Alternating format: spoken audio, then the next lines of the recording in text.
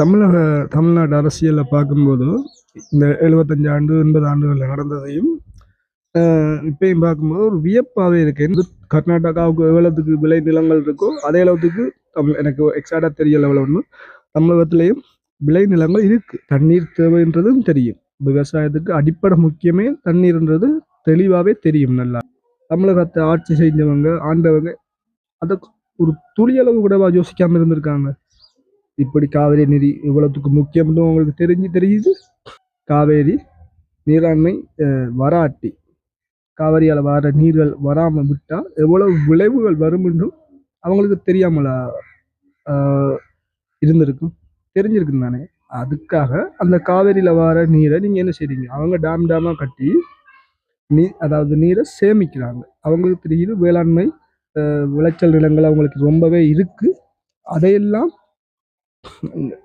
மக்களுக்கு விவசாயிகளுக்கு பயன்படுத்தணும். அப்போ அதுக்கு விவசாயிகள் பயன் அடையணும்னா அதுக்கு முக்கியம் என்ன, நீர் தேவை. அதுக்காக டேம்களை கட்டி அதை நீர்ப்பாசனத்தை உருவாக்கி அவங்க நீரை சேமித்து வைக்கிறாங்க. தமிழ்நாட்டில் இருக்கிற அரசியல்வாதிகள் என்ன செய்தீங்க?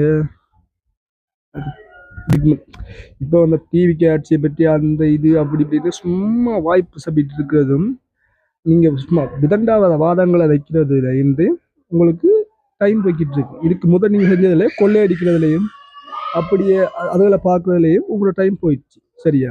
ஆனால் விவசாயிகள் மக்கள் நலன் கருதி எதையாச்சும் ஒன்றை செய்திருக்கீங்களா நீங்கள் இது வரைக்கும்? நான் இதை எல்லார்ட்டையும் தான் கேட்குறேன். எம்ஜிஆர், ஜெயலலிதா, கருணாநிதி,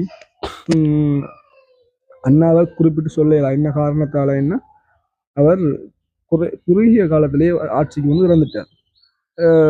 இதில் வந்து காமராஜர் ஐயா என்ன செய்தார்னு தெரியல, தெரியாத ஒரு விடயத்தை எடுத்து பேசுறது அது தவறு. இப்ப இதுக்கு ஒரு சொல்யூஷன் இல்லாம தானே இந்த அரசியல்வாதிகள் நடந்துகிட்டு இருக்காங்க. இதுல தமிழக வெற்றி கழகம் என்ன செய்ய போறாங்கன்னு நம்ம பொறுத்து இருந்துதான் பார்க்கணும். அவங்களாச்சு அறிவை பயன்படுத்தி ஒரு டேம் கட்டி காவிரியால வர நீரை தடுத்து தேக்கி வச்சு இங்கத்த விவசாயிகளுக்கு நன்மை விளைவிக்கிற வகையில ஆட்சியை கொண்டு போறாங்களா இல்லையான்னு பார்ப்போம்.